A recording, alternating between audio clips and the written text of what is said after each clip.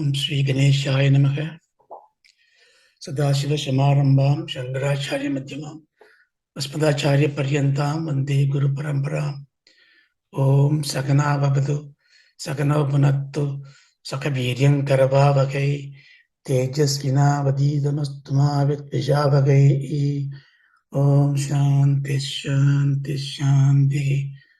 Om Shri Gurubhyo Namaha. Hari Om. Om Namo Bhagavate Vaivasvadaya Murtive Brahma Vidyacharya Nasiketasecha. Okay. Namaskaram. So we are in the Kathopanishad, Adhyaya 2 in the Pratama Valli. We saw up to the 4 mantras. So we are getting deeper into the Adhyatma Vidya. Let's just recap what is the context, what is Adhyatma Vidya,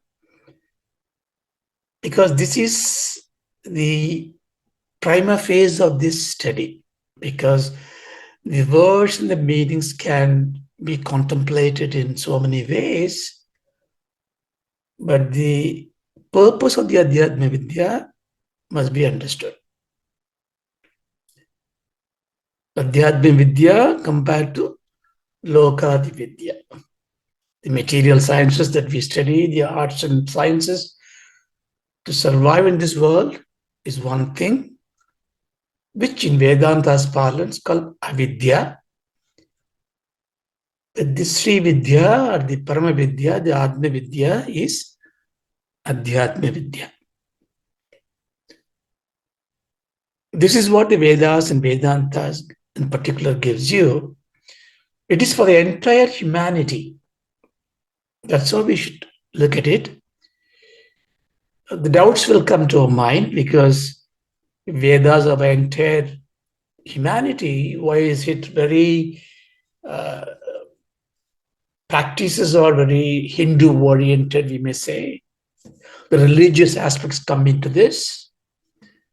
Religion is only the way forward to qualify ourselves to enter into the Adhyatma Vidya.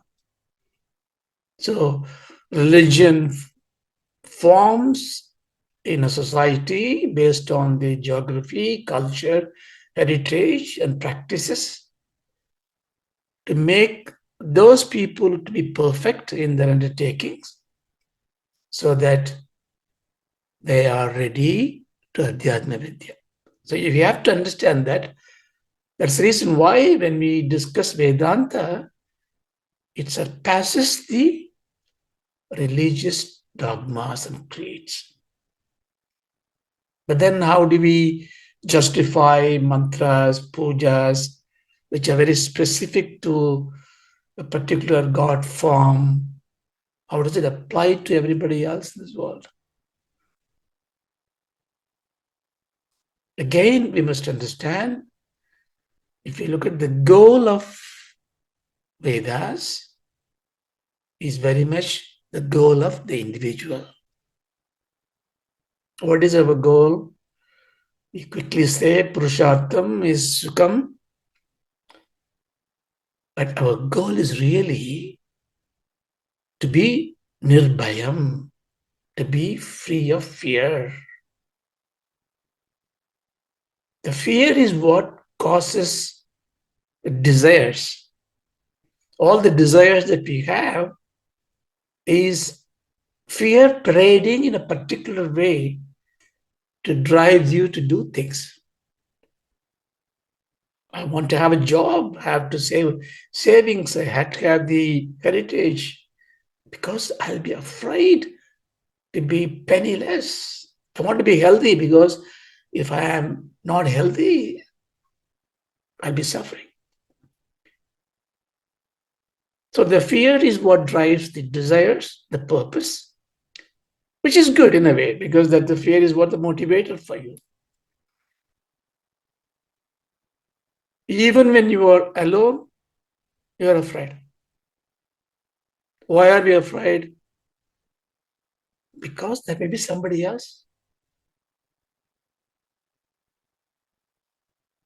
There may be somebody else. So the fear, therefore, is caused by in you from the mere thought there could be other than you. Dvaitam, what causes the fear?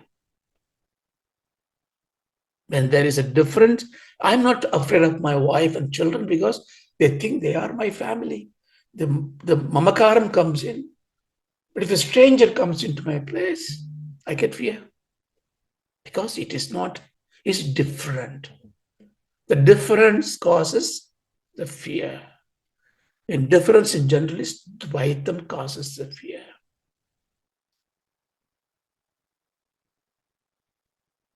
That's why if you need to be fearless, if you need abhayam, you need to be in Advaitam. That means the ability to transcend the differences in everything else. But that looks foolish. Everything is different. Why you have to be just imagine that there is no differences? So Advaitam does not mean that differences do not exist. But the differences do exist in a domain of a science, a lower knowledge, simply saying an ignorance, like a swapna exists. But there is, in truth, the essence is non-difference.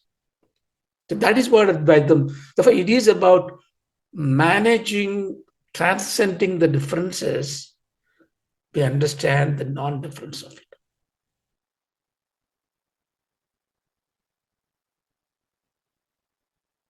So even with God, that's the reason we create even God. Because God, we say, He'll give us abhayam. Now, if the God comes in, religion comes in. Then you have the division comes in. So God is, even the God, Devata, everything becomes incidental to really understand the fearlessness that you are in the Advaita Anubhuti, Advaita Bhava. Why I say everything incidental? Incidental means not fictional. There's an incident, therefore it's incidental. The incident is there is Srishti, there is the world. In some domain, we call it Mithyatvam, but leave it for a minute. Because there is a Srishti, there are incidents of creation, therefore there is an incidental power of creation. Therefore we need God. And because we are seen to be a created being, we have a fear of the God. Even the God, the love we have the God has got a fear. Now we call it Bhaya Bhakti. The Bhayam comes to Bhakti only. What's called a Bhaya Bhakti? It's a very genuine, reverential fear. So fear, fear, fear. That's what drives you in everywhere. Now, to transcend fear means to attain mukti.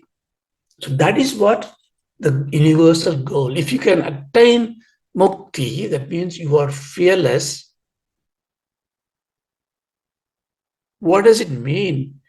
That means you are able to live in this world fearlessly. You are not afraid of any differences that is perceived.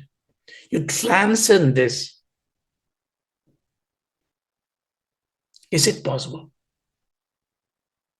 Even the name is different. Now, my name is Raja, your name is Mani, Anand, Subramani, Balaji, Saraswati. We are different. Right. You call me Raja, but I don't call myself Raja. Somebody calls you Ramesh, but you don't call yourself Ramesh. What do you call yourself? I, Aham. I call myself I, Aham. Everybody calls themselves Aham, I.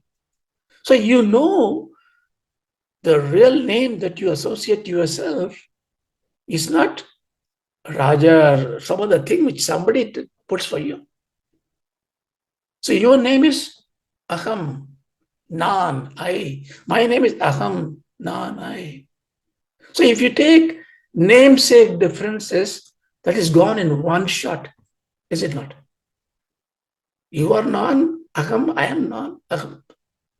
So the name-wise, we are not different. Well, I am playing with the words you say. This is, if somebody sees me, even though I am called Aham, this is Raja. Why? Because this has got an attachment to this body, this appearance. So even though my name is Aham, your name is Aham, we are not the same because your body is different, my body is different. So the Rupam comes into picture.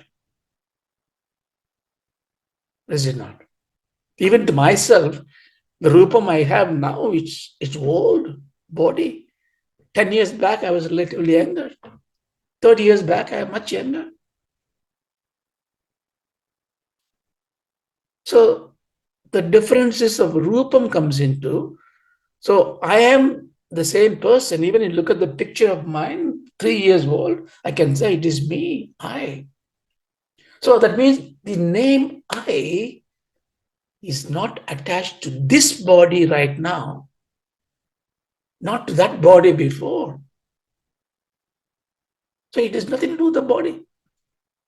But there's something that holds this body, this cask, something that is holding a smaller body, infant body, a boy's or a girl's body, an adult body, young adult body, a mature body.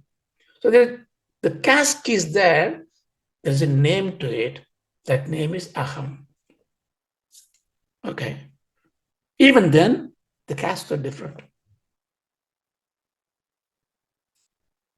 But your character is different. I can never be like you. You are a bad person. I'm a good person, you say. So this good and bad, the happy and sad, all this kind of gunas, who do they belong to? How far they are real? The same person who were an angry person now was a happy person yesterday. So the name attached to the angry person now, this angry man, Aham, is not the same as the one before. It's the same. So therefore, the name is also not given to the qualities of it, not to the rupam. So if the nama rupam is not named as Aham, then what is Aham in me and Aham in you? You see, this is common sense, right? This is gentle reasoning. Then Kathopanishad, Raja tells Nachiketas, yes, this is what I wanted to understand. If you are now started looking into yourself, not because you hate everybody else, no. It is because you know if you understand yourself, you will find a non-difference with everybody else. So instead of going and studying everybody else's differences, I go and find my true nature. Therefore, this is called an Adhyatma Vidya. So when you are engaged in Adhyatma Vidya, to know who you really are, you are not renunciating the world. You are not disrespecting the world. You are in fact doing a great favor to the world. Why? Because By knowing the true nature of yourself, you know the nature of everybody else. You become a sarvagnan because we just now proved the understanding of aham in me must be exactly same in understanding of aham in you, because we already discounted the nama rupa bhedam. So Adhyatma Vidya is therefore Paravidya. That's why it's called a Brahma Vidya. The Atma Vidya is Brahma Vidya because the Atma Vidya is knowing about who I am really inside me. And I know, by knowing me well, I know you well. I know everything well. I become a Sarvagnan because I know the knower. So this is therefore a supreme knowledge. So by spending time in this periodically, perpetually, is not going to take you away from the material world, not going to make you recluse, but make you a strong being in a good pursuit. So he said in the third mantra we saw, I think in the last class we saw this. What did in third and the fourth mantra he said? The third mantra, he said, you have to look at yourself. Yena rupam rasam gantam sabdam sparsam cha maitunam etanaiva vijanti kimatra parasishyate. So you said, okay, now you are going in the pursuit of knowing who you are. I give a technique for you, he said. The technique is called Dripdrishya Vivekam. So what is the goal? You wanted to see who I am really is. I'm able to discard everything outside me as not me. I'm able to discard my body, not me, it's just a cask. Now I got difficulty when I go inside. My senses, my hearing, it's not the one I'm hearing, all that. So it gives a drip drishti viveka. If you're able to hear something, what you heard is an object. If you're able to see something, what you see is an object. If you feel something, what you're feeling is an object. So all that is perceived is therefore not you. This is called objectification, object orientation. Anything that is object is not you. So this gives you the technique. So we took an exercise to do it. I hope you are doing it. So you can discard even your thought. Because you can say, hey, this is a bad thought. You're able to do that, right? Very quickly you say, oh, I was thinking about this. It's a bad thought. You're able to discard it. That means the thought is not you. The thinking faculty is not you. But you find difficulty when you go deeper into the brain or the intellect. Well, okay, thought I can understand. What about my knowledge? What about my intellect? Buddhi. That's ultimate, isn't it? How can that be not me? The buddhi is me. So that ahankaram is still there. So buddhi, you cannot really easily do that by this vivekam alone. So he gave the next one. Swapnadam, jagritantam, chobantu, shobhav, yena anupasthiti. That means if you are able to look at the dream state, your awakening state. So what he had done is from the object orientation towards experience orientation. Every object gives you an experience. I see an object, it is not me, I discard it. Now I'm interacting with an object, it gives me an experience to me. Although I discard the object, who is this experience to? Is it to me? Yes. Where am I in the experience? So that thinking, that pursuit, to do that, you need to have, here the mantra says, two places. We said the third one as well. What are the two? This current state. I am saying something, you are listening something. If you are concentrating, you are enjoying that experience of it. Then you can go back to your home. Then you will have you lie down in the bed. You have a dream. In the dream, you have an experience of it. So the Vedanta puts two experiences. One in the empirical world, transactional world. There is experience there with the world.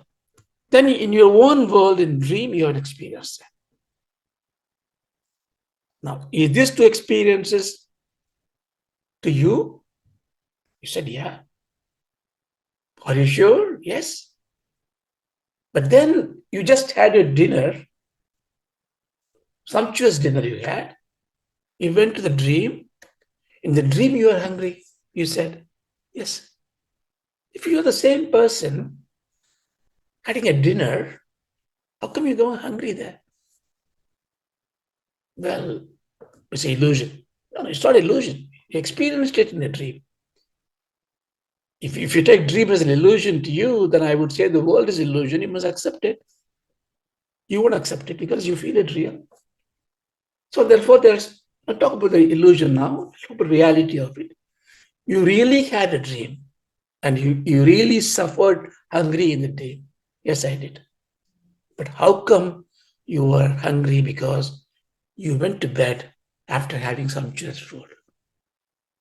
Well, maybe that has nothing to do with this. Why? Because it's a different world. So the world is not Satyam for you. Looks like it. So I come to different world. I experience differently. This is where we said, okay, we will give a different name to this experience. When you are in a Jagrata state, you and I right now, we deal with the world. The world is called Vishvam. Therefore, you are called a Vishvara. You are a Vishvara, I am a Vishvara. This is a temporary experience name, right? Your name is Ramesh, my name is Raja. Your name is Aham, my name is Aham. Both are same. But you are, when you're experiencing, you are Vishvara, I am Vishvara. So when I go to dream, I need another name. The name given to you is Taijasaka, a dreamer. Light. Tejas means light. You have a light. You create your own world. Then the mantra did not say, but we included, then you are in a deep sleep. The deep sleep, it's experienced you. But you cannot experience this deep sleep because in the dream, when you are enjoying Swargabhoga, you can feel the excitement in the dream. When you are having, chastened by the tigers and elephants, you get scared in the dream. So the emotions are there in the dream because mind is there. In the deep sleep, mind is gone. But you still have an experience. That experience that you have, the experience of not knowing the sleep. That means experience of not knowing the world. Experience of not knowing. In other words, experience of ignorance, avidya. So therefore, you are still watching something or experiencing something, but what you're experiencing in the world is the world transaction. What you're experiencing in the dream state, your own creation.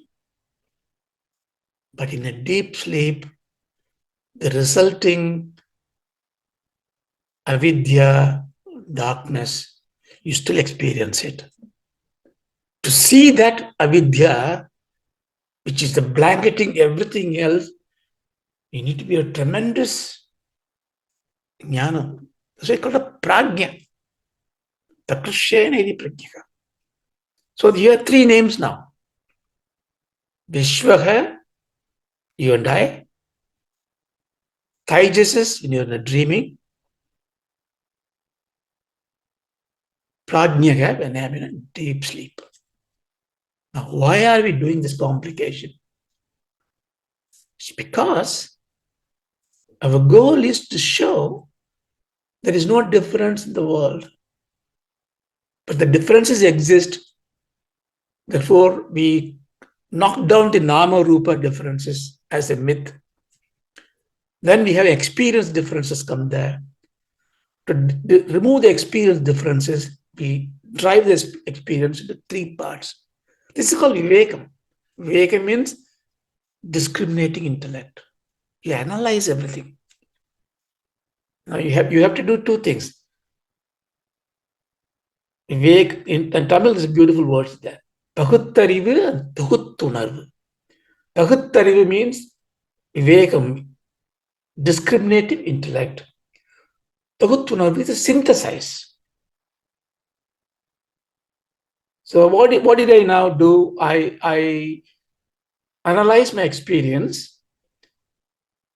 I divide it into three parts. When I am transacting with the world, where my brain, mind, intellect, everything is active, then I discard this world. I go to my own world. With my mind, I create it. I enjoy or suffer. That's a swapna. Then I think I have a deep sleep experience. That's why I said tripatutva. The Tripuras are this. Parameshwara is called Tripurantaha. They say it's a golden castle, silver castle, and iron castle. And then Shiva goes there and Vishnu becomes his arrow. He breaks some. It's called Tripurantaha. And where are these gold and silver Tripuras? And the three experiences of the Tripuras. So you need to transcend them. You need to have this jnanam, as Vishnu is giving the jnanam to you. And the Rudra is a destroyer. He destroys with the jnanam. Rudra is you. The Jiva. I have to destroy this. With this. So, and if I do that, and I find something in me, I'm just giving a figurative. These words are very imperfect, just to follow me. So I go through experiences and okay, some light I see or whatever, okay? Can't see anything, because you feel bliss, okay? Is the bliss is me? Then when I come back to this Jagrata state, and if you come back to me and say, look, Raja, I had the same experience. I was so blissful. Now, what do I therefore take? So you have a bliss in you, that is your Atma. I have a bliss in me. I have an Atma. Therefore, we can live in this world of differences, meaning that I am the Atma. I'm not affected by this. You are an Atma, not affected by this. And then we live together. And there are millions of Atmas. So there is a danger of going in that path. If you go in that path, then you have not resolved the non-differences. You resolve to cope with the differences in a very superior way. Yeah. It's also a good thing, but that's not the truth. So I have to really realize the Atma in me, which I struggle to realize myself, is that effulgence in me has to be the same that you feel, you realize in you. In fact, everything is there. So therefore, if I take me outside from everything else, I put all these people, all this humanity, all the living things, all the Jagat into a cosmic being, something other than me. Because Adhyaya Vidya is about only me. Everything else is not me. So I must really prove me, the Aham, the Atma, is none other than the Paramatma, the cosmic being. Then only you get Advaita Anubhuti. Then only you are complete, because that means everything is me. How do I do this? So for that, I put this simple picture last time, which we're going to go through the next mantras. The Bhagavan says, well, now you know what you have to do. You do internally to realize yourself. Now the cosmic being that you're talking about, every creation here is from the Parabrahma. Brahma Satyam Visa. Yes. The Parabrahmam, the power of Parabrahmam, lower down her itself. Now we call it her, Shakti, to Prakriti, or Maya. The expression, any expression of power. I'm keeping quiet. Somebody asked me lots of questions. I'm not answering it. And finally, I answer it. When I answer it, the Vak Shakti comes out, right? You call it Vak Shakti, right? That Vak Shakti is no different from me.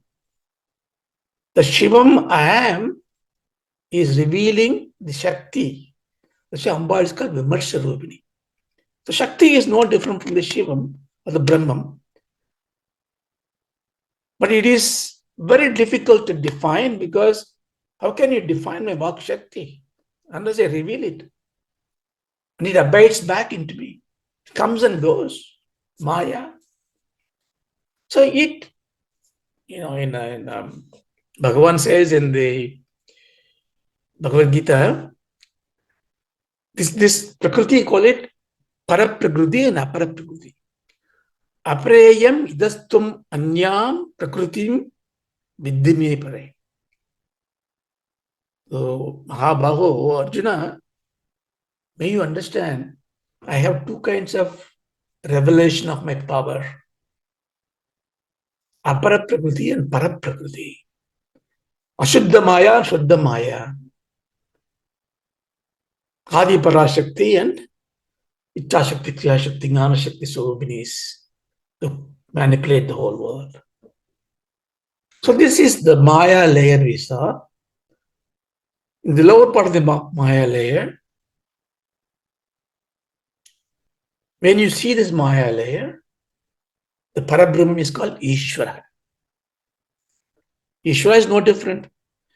Once you start expressing, from Brahman becomes Ishvara. So whenever you hear the word Ishvara in Vedanta, it is not Krishna, Shiva, or Muruga. No.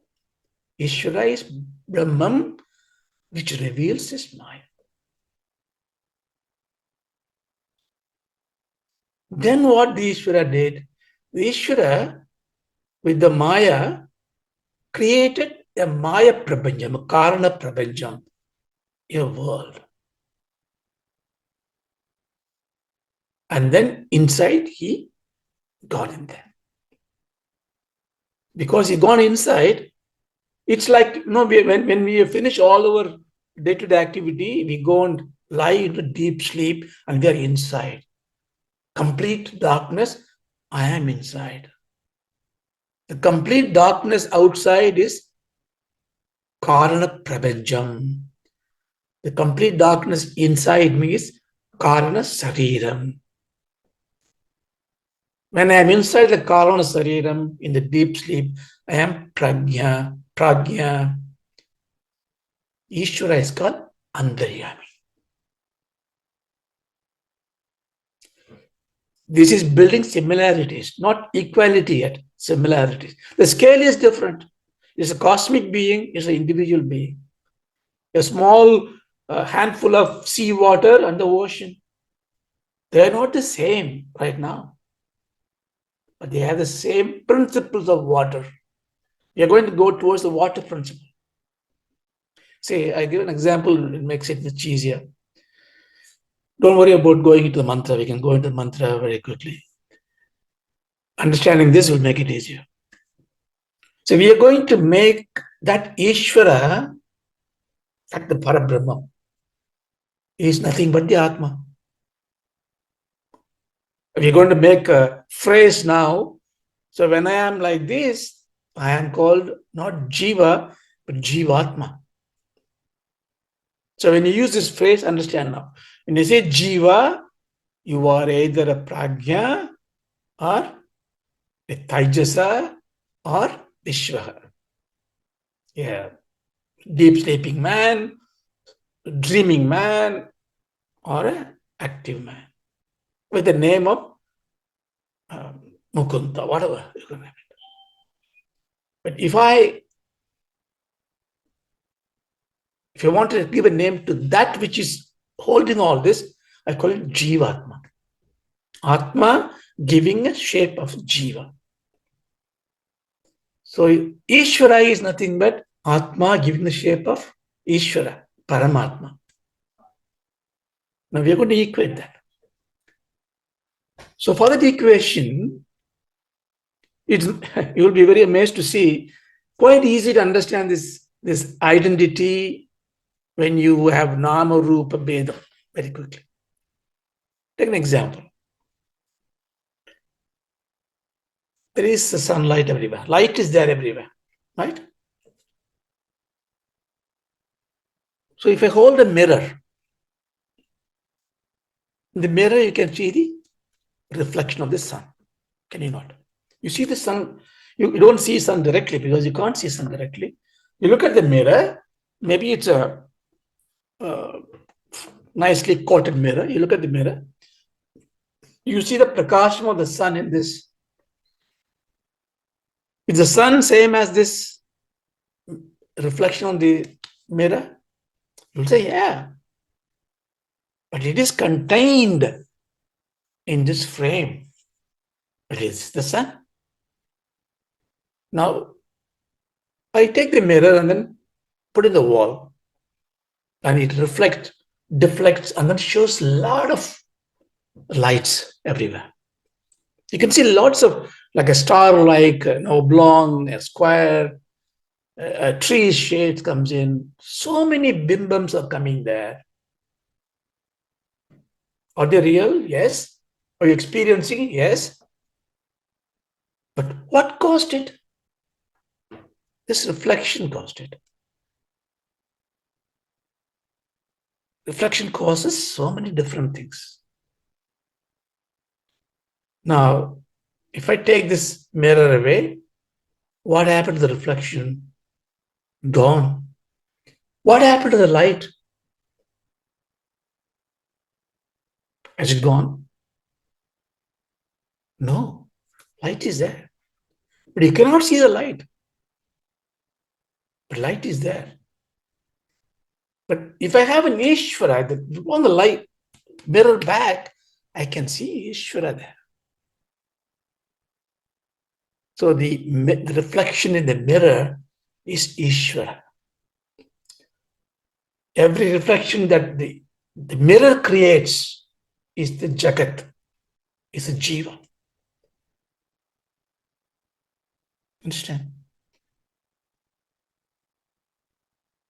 So this is the Nama Rupam, the Saguna Brahman. The frame is the Maya. All this impediment that causes reflection is the Maya. Every dust particle creates reflection. See, if you go to the space is complete dark. Even though sun is there, stars are there. Because there's nothing to reflect the sun. You can see an illuminating star. If there are billions of stars, why our world is full of light? Why is not full of light? Because the light cannot be reflected in a vacuum. You must have impediments, you must have culminations, you must have. So it's quite easy, right? This reasoning is quite easy. Where the difference comes in, the moment you start dressing it up, you put a name, form, attributes, physical touching, we can see sensation. So that's where the difficulty comes. So what these three mantras going to follow, show it to us is that the same Ishvara who is Antaryami, then he creates a subtle world, he creates the Panchabhutas. First he creates the Kasha.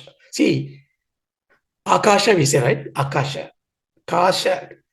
Kashi we say. Kashi Nagar, Varanasi. Kashi.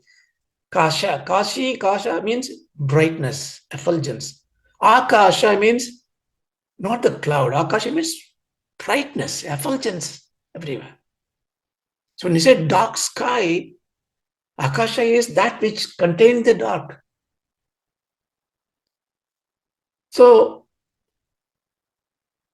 what Ishvara does, creates a Sukshma Prapancham from the Karna Prapancham, in which the Akasha, from the Akasha, the Vayu, from the Vayu, the Agni, from Agni, the Jala, water, from water, the Prithvi, the materials. And then he mixes up everything, Panchikaranam, each contains everything else, and then create molecules, atomic molecules. The molecules combine.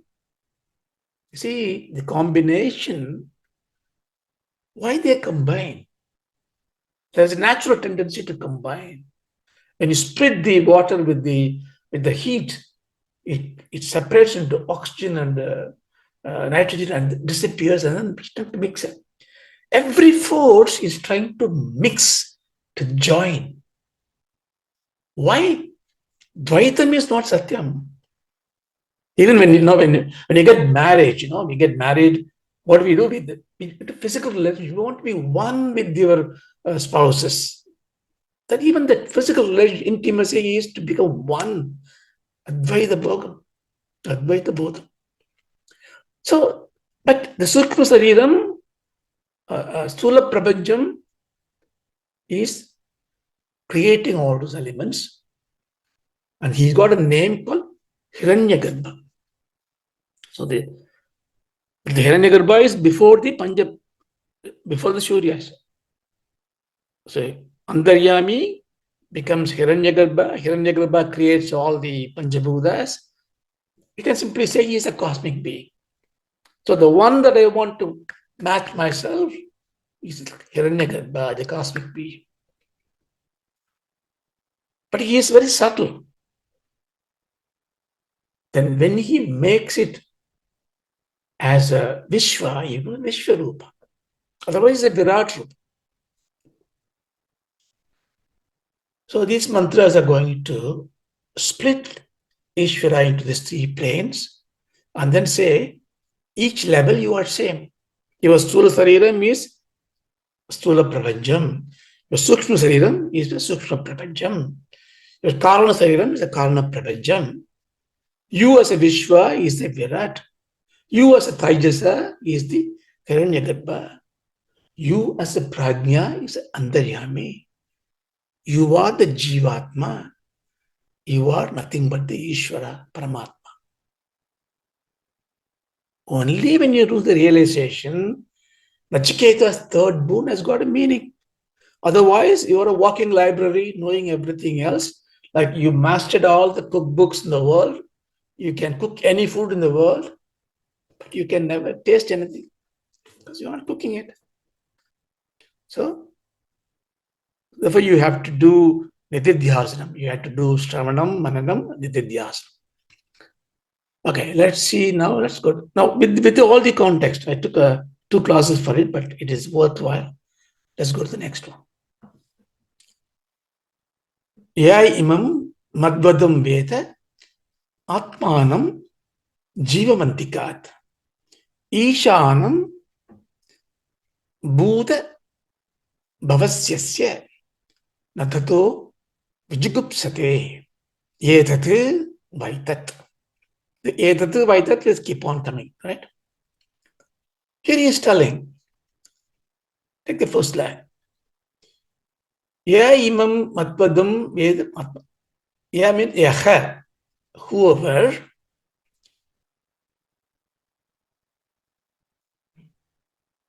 Imam madvadam vedadmanam. Imam means this. Madvadam. Madvadam. Mad means madhu, sweet.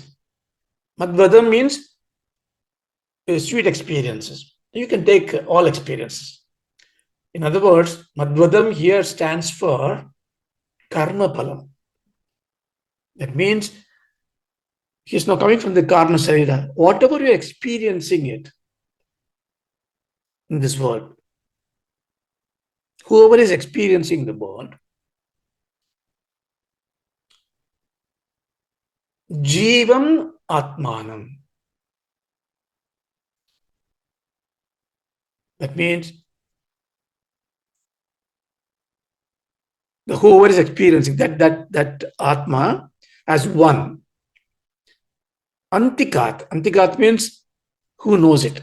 Antikat. Antikat means together as one. Vedam, who knows it. I don't understand. Let's look at this, the next slide. Bhuda bhavyasya ishanam atmanam jivam antikat. Bhuda bhavyasya. Bhuda means all those that has happened, the past. That means when you go to dream, what happened? All this is already done, the awakening state. Bhavyasya, whatever is going to come. In other words, your past timing and the future timing. Ishana, whoever is the controller of this. Now he's comparing your experience of the waking state and the dream state.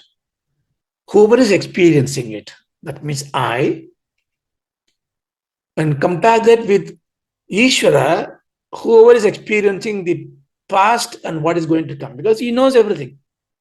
That means all this cosmic world in gross form and sukshma form, whoever knows it. Antikat Veda, who can see them as together. It means Atma is the Jiva is the Ishvara. If you know it,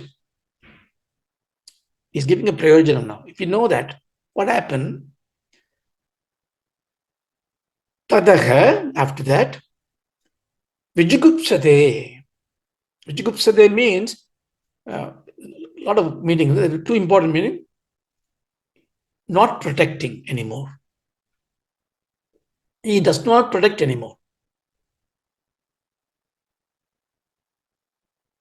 One who knows that I am no other than the Ishvara, I who seeing through the experience of dream and deep sleep and the waking state, there's three different forms I go through, is none other than the cosmic being Ishvara, who also responsible for the past, present, and the future through his creation. Then he will not have any need to protect himself from anything else. What does it mean? He becomes fearless. He attains abhayam. Shankara asks, Kaha, why you have to protect anything? Kim, Kataha. From what I need to protect myself? From which I need to protect myself? Why I should protect myself? Because there's nothing else to protect myself. Vijigupsade means you become free. You become abhayam.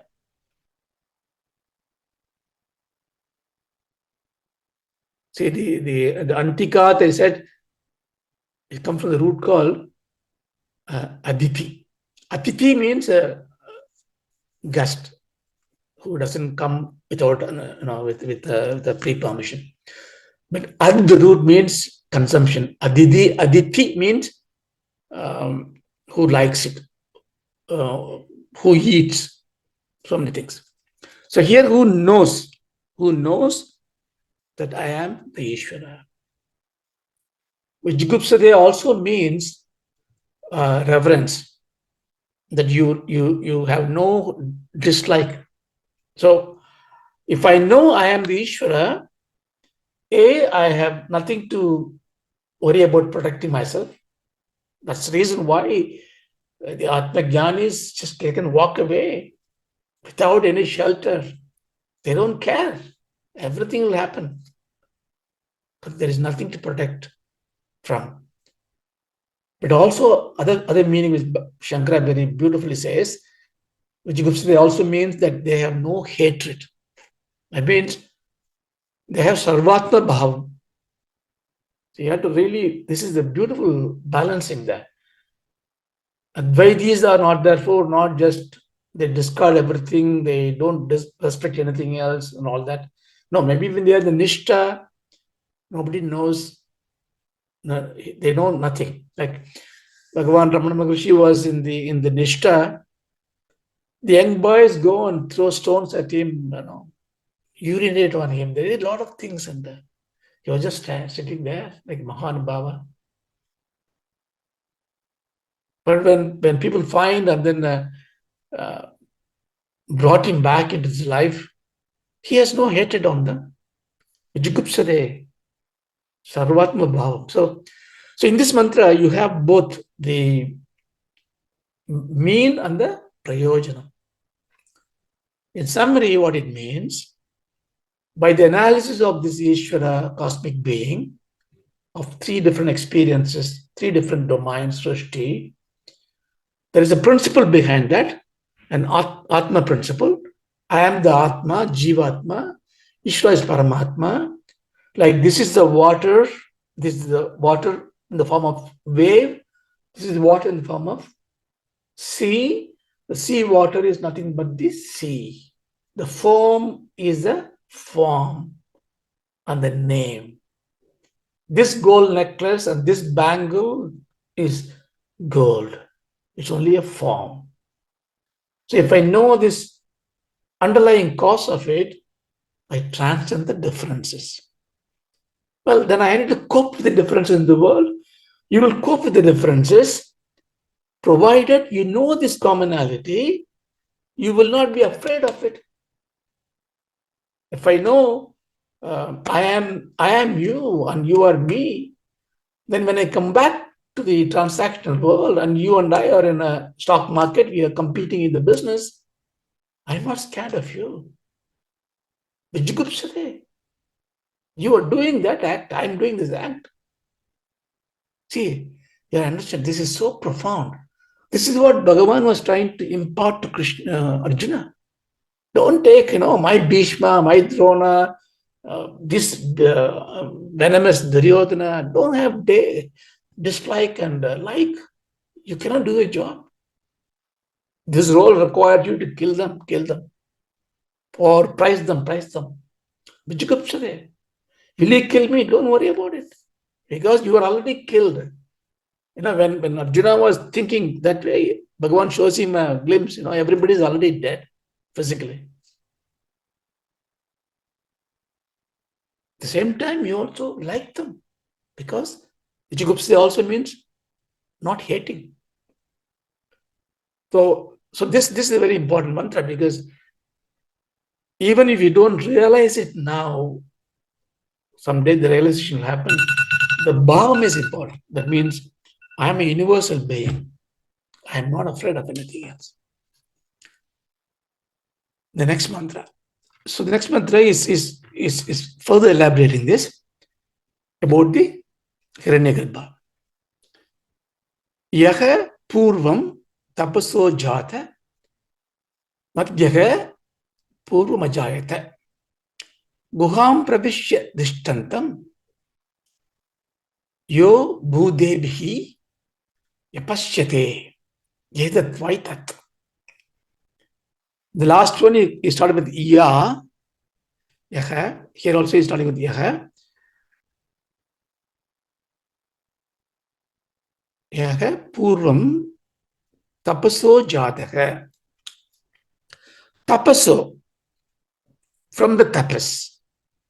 Yaha, Yaha means here which Ishvara, which Hiranyagarbha, Purvam Jatam. Ishvara becomes Hiranyagarbha. Purvam Jatam means he was the firstborn. Pratama Jagaha. The firstborn, the cosmic being is Hiranyagarbham. Hiranya means gold, Garbha means the womb. It is that creating cause of everything else. Who is he? Adhyaya. Jadam Adhyaya. Adhyaya. Here, Adya means water. Before the water. That means here water means all the Panchabhutas. Water, Agni, light. Before the Panchabhutas, he was born. What is the significance of it? They say Mahavishnu is lying down on the sea in the cosmic ocean. The ocean is the creation. He is beyond the creation. With him is the Mahalakshmi as the Parapragya, Prakriti.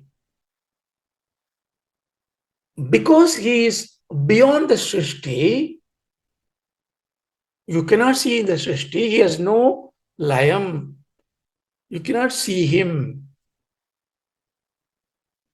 But he is coming into all the beings in the form of Hiranyagarbha, Andaryami. How does he comes in? Isam Guham Pravishya Dishtandam. He comes into the hearts of everybody. Guha means heart means the buddhi. Don't confuse with your physical heart or a physical brain. Bhagavan Ramana says it's somewhere in your right side, a spot where your consciousness brightens. All this is just to give you some sort of a bhavam, right? In your inner conscious, in your innermost mind, Guhyam Pravishya, who has gone into that. Pravishya means imposing himself. No, he doesn't wait for an invitation. He goes there. Then what does happen? Bhudebhi. Bhudam here means Sula Sukshma Sariram. He goes there and create a Sariras, Tishtandam. Squirrel is sitting on it. So the whole Srishti is given here.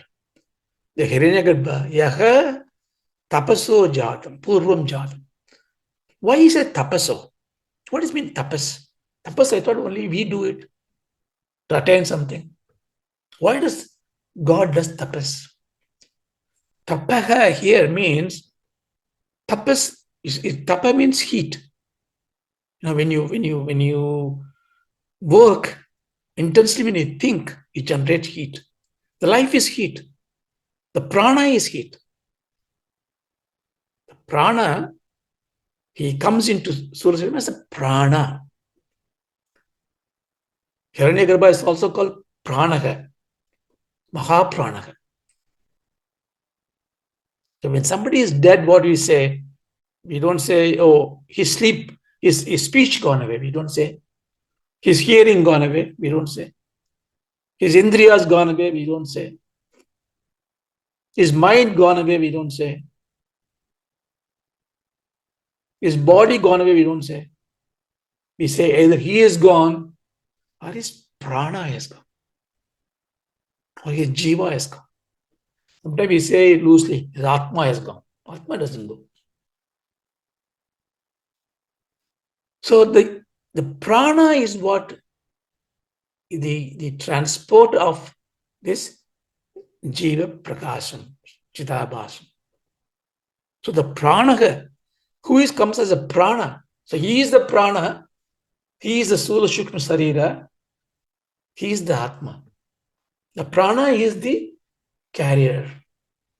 The prana ties up the Sula Sariram, Sukma Sariram. And when it is right time to leave this world, the prana unwinds. You can see as you get older, when you near the time of discarding this physical body, our breathing struggles, the prana weakens, our hearing capacity goes, our speak trembles, touch goes down, the hunger goes away. Hunger is an Agni. The prana is Agni. The tapas is Agni. The prana comes into Agni form. The Agni is Actually, Agni is very important. We see the next mantra, Agni will come. So the prana here becomes a sukshma part. Hiranyagarbha, Andaryami is the causal part. From there, the prana comes in as a sukshma. The Agni is the gross part. We'll see the Agni later. The prana comes in and it creates the Bhudebihi. This sukshma. But this here we're talking about the Hiranyagarbha. That means it is not only in me, in everything, in this tree, in this mountain, in the sea, in the cosmos, in everywhere. If you see, it's very difficult to visualize the cosmic being, right? I give an example to make it easy. So if you see a tree, you say, what do you say? Oh, that's a tree.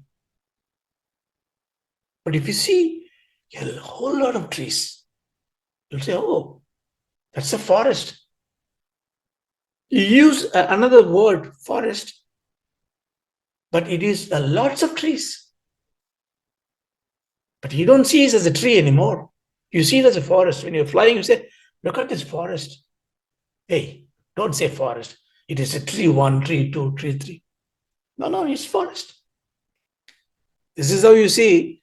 You don't see it as a mountain, sea, elephant, Chinese, Indian, English. It's a forest. It's a cosmos. It's a cosmic being. Well, I can see, okay, I can understand. How can I equate to me? Because if you look at your body, you say, I, even if you say physical body, I, what is your physical body? Billions of cells, innumerable bacteria. So many things are there, so many jivas, worms are inside, bacteria are inside, cells are inside. They are the one eating the food you send. Who is eating it? There's nothing, there's no you inside eating it. When you say you are eating, you are actually meaning the billions of cells eating what you're giving. Arey, am I not eating? No. Who are you? You don't exist. You are witnessing, you are the witness. You are witnessing so many billions of things eating inside. But I am a being. So when I'm able to say so casually that I am, even though I am made up of billions of beings inside me, why can't you see the cosmic being as a cosmic being of whole thing? It's very logical, reasonable. So where is the cosmic being? The cosmic being, everything is part of him. So we are living inside, like a worm inside my body. I'm inside Hiranyagarbha. I'm just saying it just to keep this thought. There are some schools of thought just go 100% on it. Therefore, we are the part of the Ishvara. We are the Angi of Anga. Anga Angi means I am part and parcel, like a finger to my hand. If I am a finger to God's hand, that's not completely true because fingers can be removed. Then God becomes a component of things. If God is a component of things, he is limited. So we can even reject this Anga Angi. All this is fine to create bhakti. But in absolute truth, they don't stand a chance. Because there's no, this asangatvam. There's no component, there's no particles in anything. It's one. So here for the understanding, we see the cosmic being as a Hiranyagarbha, in which now, what is the final, the catchphrase here? Yedat Vaitat. So if you can really understand this, yapashyate, pashyate means to see. What do I see? By this knowledge, by this shravanam, by the mananam, by the contemplation of it. Contemplation, especially when you have a difficult situation in life. That's where I think it comes to help you. When you are losing your control, when you get angry at somebody else, when you get overexcited, when you get attachment, when you get extreme happy also, take a step back and say, good. Now I want to see, who is this person very happy? Who is this person getting angry? Who is this person being sad? Well, I am this witness, I am the sakshi. This mind is cajoling it, mind is enjoying it. The buddhi is thinking like that. The world is thinking like that. So let me go through this phase. You do that. Because when you do that, what happened? Then that excitement is not giving you a heart attack, because sometimes, when you get a great joy, also may get a heart attack. It doesn't hit you. Or it doesn't hurt you. Why? Because vijigupsate. You don't need to worry about that thing. And you are still not hating them. You're enjoying it in a way. You enjoy like watching a movie, not involved in this one. Right? Then the life becomes a leela. Why should Rama, if Rama is the avatar Purusha, see Rama as a human being is a different learning you have. Avatar Purusha comes there, struggles, he gone through, look at Rama's life. Even sometimes people even don't name the girls as Sita, because Sita suffered a lot. That kind of a thing they have. Why should he suffer? But still, why he is called Maryada Purushottam? Because suffering did not touch him.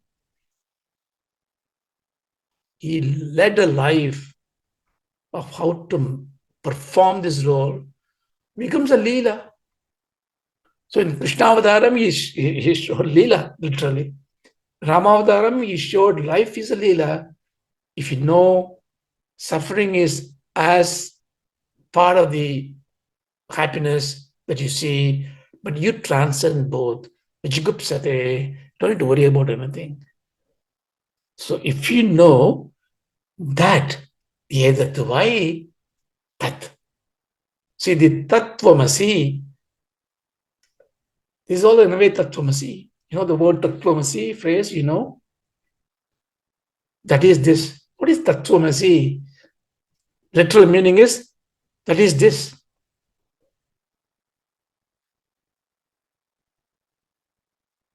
What is that? What is this?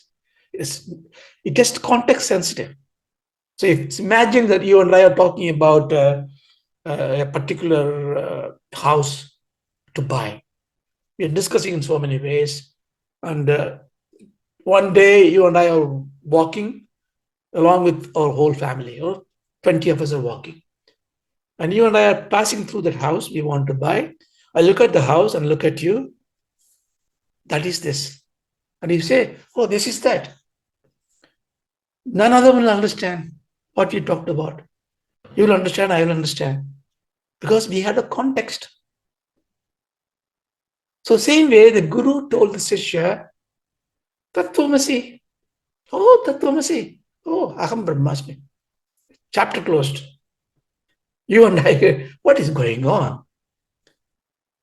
Tat is that Ishvara hai, that Hiranyagarbha hai, the Parabrahma, that we see as a Virat, Vishwa hai. Tvam is you. So tat tvam means that and you. Asi means asi is. The English word is comes from asi. You are that.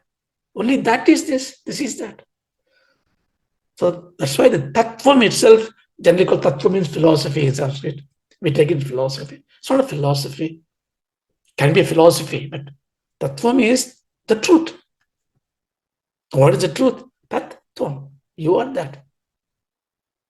Now, tattvam cannot be realized because then you have to say tattvam asi. Yes, you are like that.